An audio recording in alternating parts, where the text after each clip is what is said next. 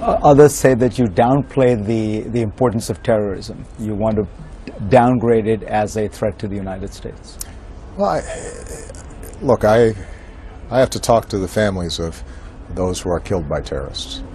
I have to talk to the families of soldiers of ours who fought to make sure that Al-Qaeda and the Fatah couldn't carry out attacks against us again. So I think I'm pretty mindful of the terrible costs of terrorism around the world.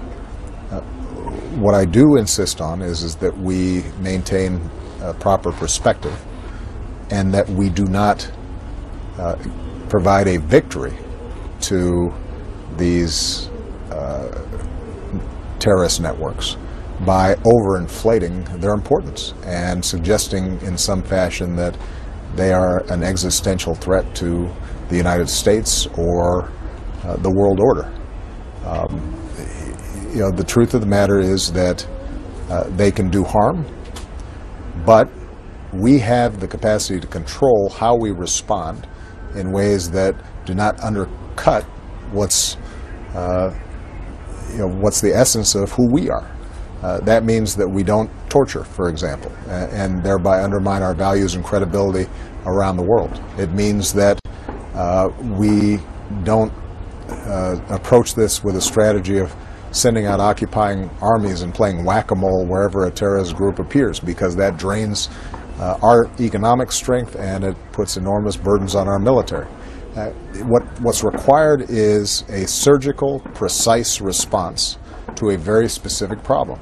And if we do that effectively, then ultimately these terrorist organizations will be defeated because they don't have a vision that appeals to ordinary people. It really is, as it has been described in some cases, a death cult or a entirely backward-looking fantasy that can't function in the world. When you look at ISIL, it has no governing strategy. It can talk about setting up the new caliphate, but nobody is under any illusions that they can actually, in a sustained way, feed people or educate people or organize a society that would work. And so we can't give them the victory of overinflating what they do, and we can't make the mistake of being reactive to them. We have to have a very precise strategy in terms of how to defeat them.